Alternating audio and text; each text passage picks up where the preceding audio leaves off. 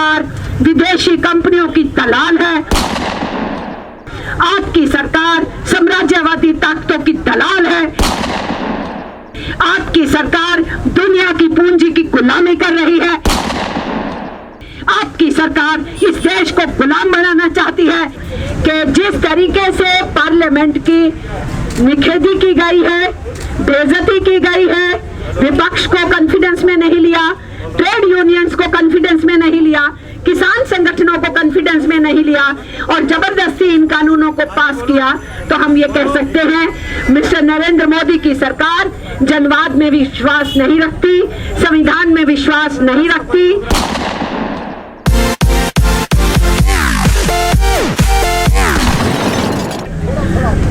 कि जब शहीद आजम भगत सिंह ने, यही जो पार्लियामेंट है इसका नाम असेंबली था, यहाँ पर उन्होंने कुछ पर्चे फेंके थे और धमाका किया था और कहा था बहरों को सुनाने के लिए धमाके की जरूरत है, वो धमाका किया था। तो उस समय जो कानून उन्होंने वहां पर फेंक के प्रतिरोध किया था और बाद में उनको फांसी के तख्ते को चूमना पड़ा। शहीद आजम भगत सिंह ने उस समय उस इंडस्ट्रियल कोड को पार्लियामेंट के अंदर जो असेंबली कहलाती थी फेंका, उसका प्रतिरोध किया। आज हिंदुस्तान की सरकार जो आईआर कोड लेके आई है, हमको फिर से ब्रिटिश राज के उस कानून में फेंक रही है। दूसरी बात हमें याद रखनी चाहिए कि 39 के अंदर सर छोटू राम ने किसानों के ऊपर होने वाले जुल्मों के खिलाफ उस समय अंग्रेज जो कानून लाए थे उस कानून का प्रतिरोध किया था, उसमें परिवर्तन किया था। और आज जो किसानों के लिए भी कानून आए हैं, हमें 1939 से पहले के उस ब्रिटिश राज में वापस फेंकते हैं।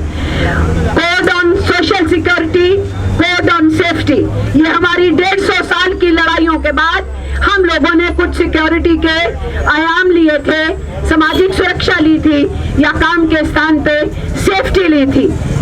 नरेंद्र मोदी या किन्हीं औरों ने नहीं हमको दी, किसी ने हमें तश्तरी पे नहीं दी, हम लोगों ने लड़के उसको हासिल किया।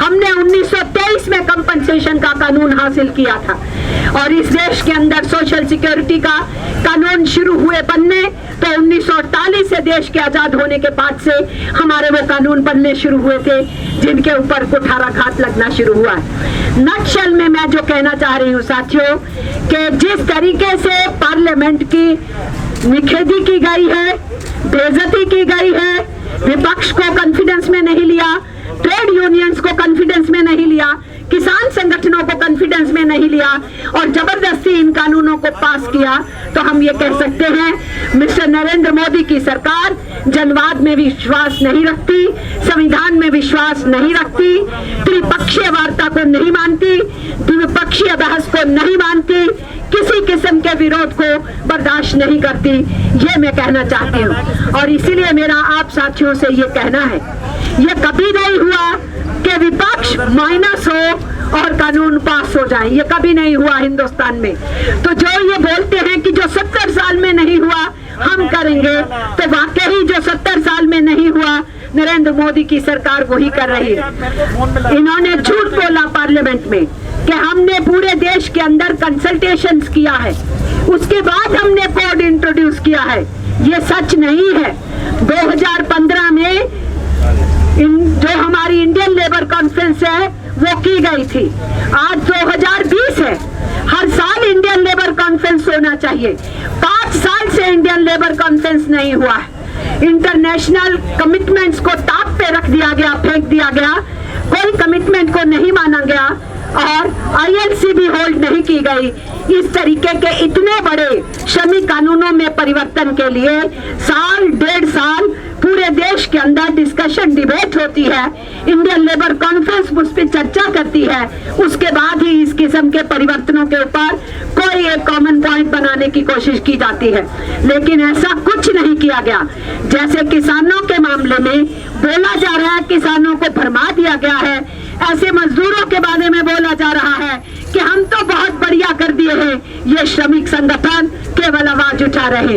इसीलिए मैं आपसे लंबा ना खींचते हुए केवल इतना कहना चाहती हूँ, 9 अगस्त हमने मनाया, इसी जगह पे आए, भारत छोड़ो आंदोलन के शहीदों को प्रणाम किया और देश को बचाने का प्रतिज्ञा करते हुए हम यहाँ से निकले थे।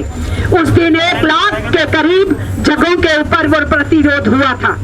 आज सुबह से हम जानकारियां ले रहे हैं, कहीं किसी प्रदेश में 2000 स्थानों पे, किसी प्रदेश में 4000 स्थानों पे, किसी प्रदेश में 5000 स्थानों पे, किसी प्रदेश में 1000 स्थानों पे ये कार्यक्रम आयोजित हो रहे। पिछली बार हमने कहा था कि लगभग 1 लाख जगह पे ये कार्यक्रम हुआ।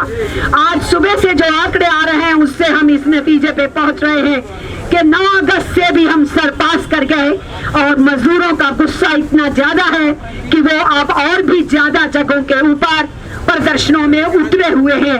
पूरे देश से खबरें हैं कि 1 लाख से ज्यादा जगहों के ऊपर ये प्रतिरोध का कार्यक्रम आयोजित किया जा रहा है और इसीलिए भारत छोड़ो आंदोलन को याद करते हुए देश बचाओ कहा था और आज के इस प्रदर्शन में इन्होंने कोड्स जिस ढंग से लाए तो हमें अंग्रेजी राज की उस याद को दिला दिया कि उस दायरे में हमें फेंकना चाहते हैं।